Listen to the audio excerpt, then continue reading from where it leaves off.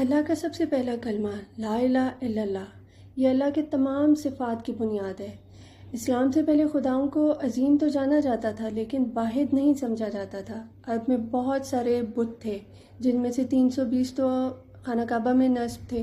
ان بتوں کو الہ کہا جاتا تھا جنہیں نبی کریم صلی اللہ علیہ وسلم کی آمد سے پہلے پوجا جاتا تھا۔